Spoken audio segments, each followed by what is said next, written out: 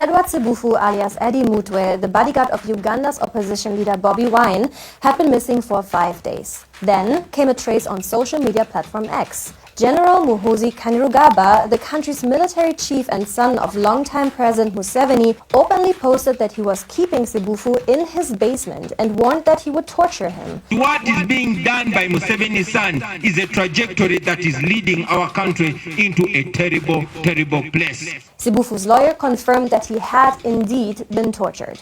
Meanwhile, Uganda's Human Rights Commission called for his immediate release. Despite Muhoozi openly admitting to kidnapping and torture, he faces no legal consequences.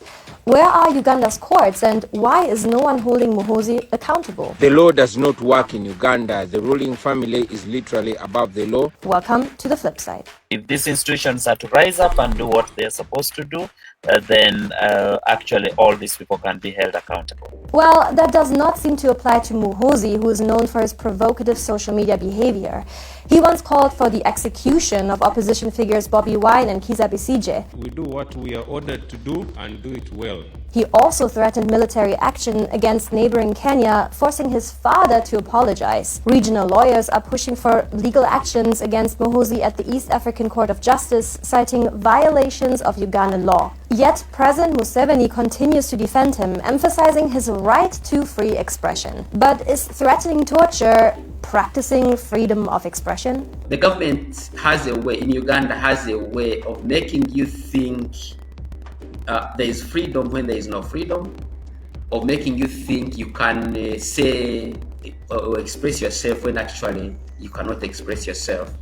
So they try to create an equality that is not equal, a freedom that is not free. While Muhoozi uses social media with impunity, Ugandans face severe limitations on free expression.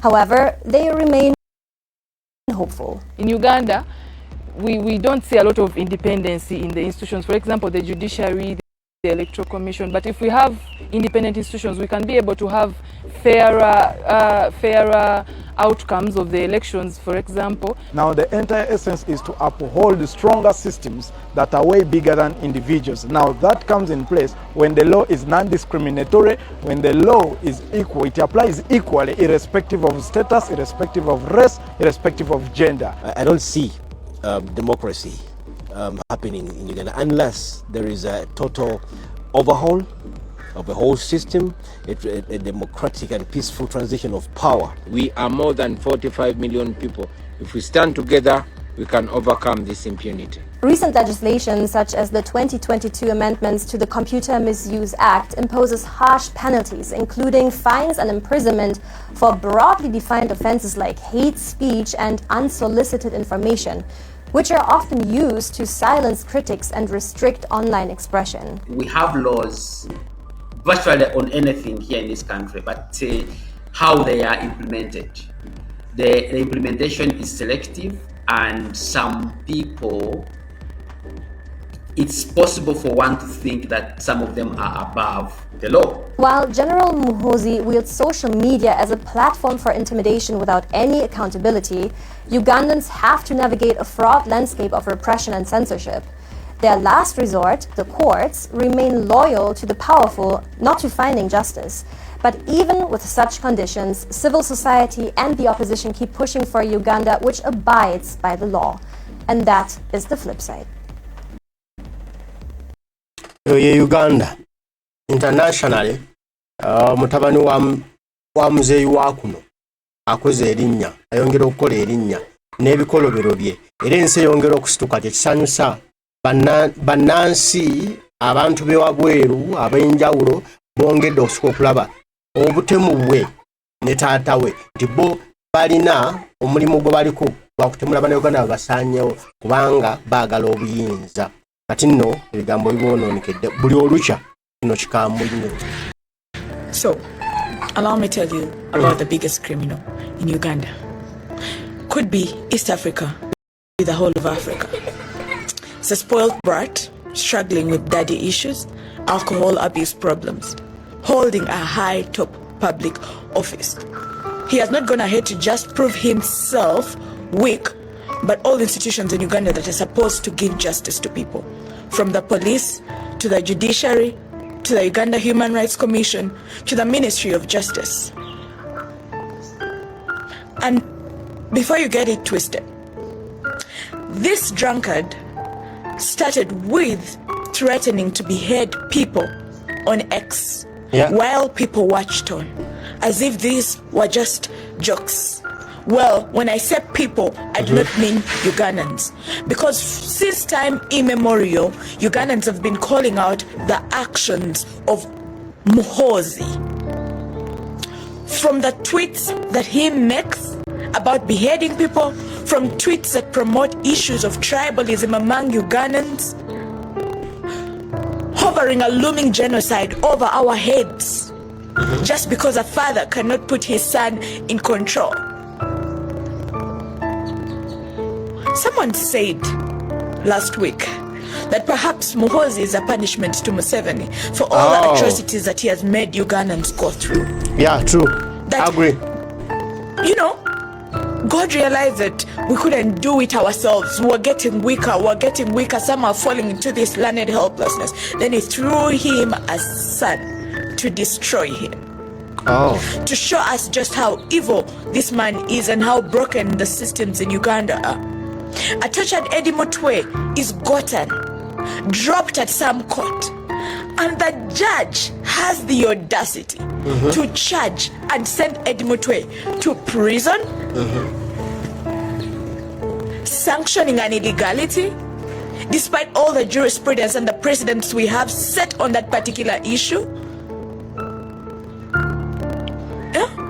Equity 101, you can't come with dirty hands asking for justice, asking for equity. You must come with clean hands.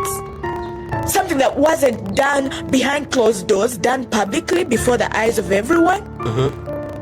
And we have the Minister of Justice sending letters and making statements. Just like me, an ordinary Ugandan, an NGO, a CSO, you're writing a statement as the Minister of Justice. And I know we can all be like, oh my God, no, but Mao has never said anything, so finally he has said something, and this is important. But no, we have settled for the bare minimum for so long as Ugandans. We have settled for the bare minimum in our politics. We have settled for the bare minimum in our development, in our services. And you know, everyone is so scared of talking about this spoilt brat Muhoozi, because he will get you, he will torture us, he will do this to you. Well, you know why? Because the people that try to speak up are only few and we sideline them. But I want us to speak up. I want all of us to speak up and show Muhoozi that he cannot take all of us. He can pick some of us, but we all can't fit in his basement. It's high time that someone had an honest conversation about this looming, I don't know, problem, mania, criminal that is being harbored as the CDF of Uganda's army. This is a man that is being led to control those number of weapons, those number of guns. What kind of atrocities can such a man commit? A man with no remorse, a man with no moral cord or strand in his bones. Well, this is your system in Uganda. The police doesn't work. It will be arresting young boys and young girls for commenting about how broken the system is. But here we shall have the Minister of Youth and Children worshipping the feet of a criminal, and they are let to go free. Meanwhile, Balaam is also there walking around with his rapist allegations all over him, sexual harassment allegations over him. Well, maybe we just have criminals. Maybe instead of calling this a government, the Ugandan leadership should just settle down and call itself a cartel. Call itself a cartel, from the thieves like Anita Among to the killers, to the ruthless killers that harbor in police shooting innocent people, to the army men, to the president himself who has sanctioned all forms of corruption. Well, guys, I'm done ranting. That's my morning ranting. But I had a potato right here in my throat, and I just felt I should come out here and share it with all of you. That it's high time we put a bell on Muhoozi's neck. It's high time we tied that boy in his footsteps before he burned this country to the ground. And if the justice systems or systems supposed to give justice to us won't do it, then that leaves us with no choice. As Ugandans, it leaves us with no choice. We are the ones supposed to do that ourselves. True. Ndowooza muwulidde bwe busungu bannayuganda n'abantu bebwe lwe balina buli omu alaba ekizibu ekiri e Uganda. Toyinza kuwamba Eddie Mutwe n'abakumi ba Bobi Wine Kyagulanyi ne bateekako gwa kubba ssimu. Gwe gubatulugunyisa kubba ssimu teza na mitwalo 5 ninga bwe batulugunya lwa kubba ssimu.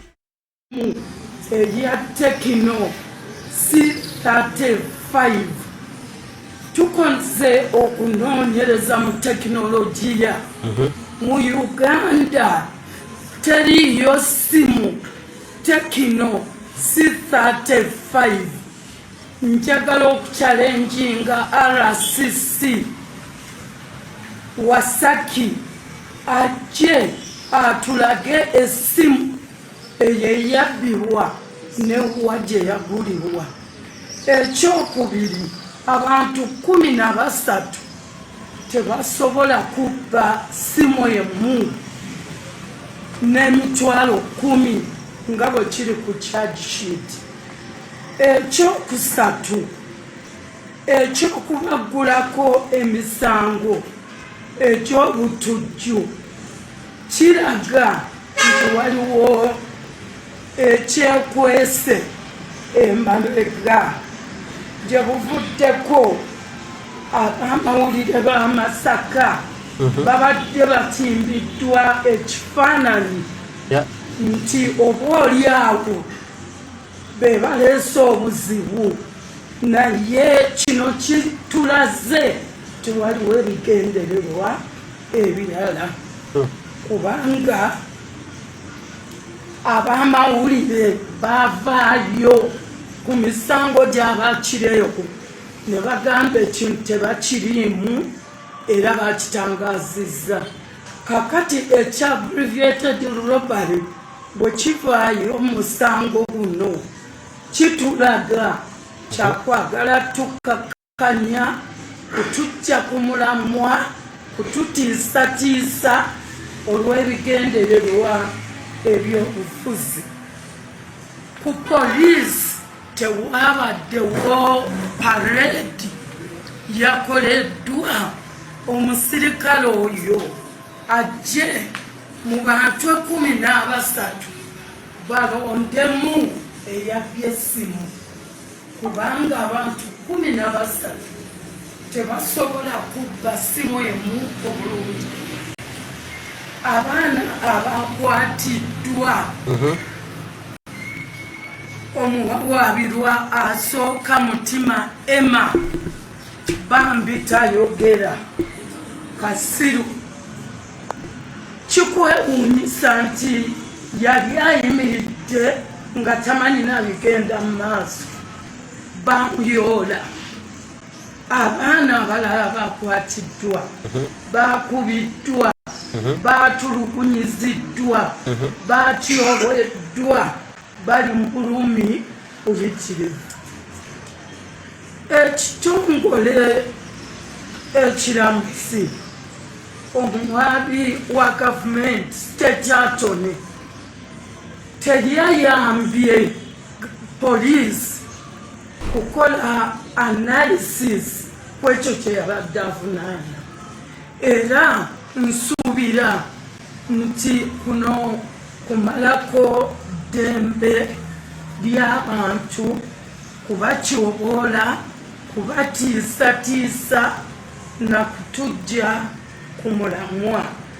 Njagala kusaba bino wammanga RCC wa Masaka Wasaki bw'aba akola emirimu agikole professional, aleme kukola mirimu ng'agitaddemu ebyobufuzi ebya nakigwanyizi.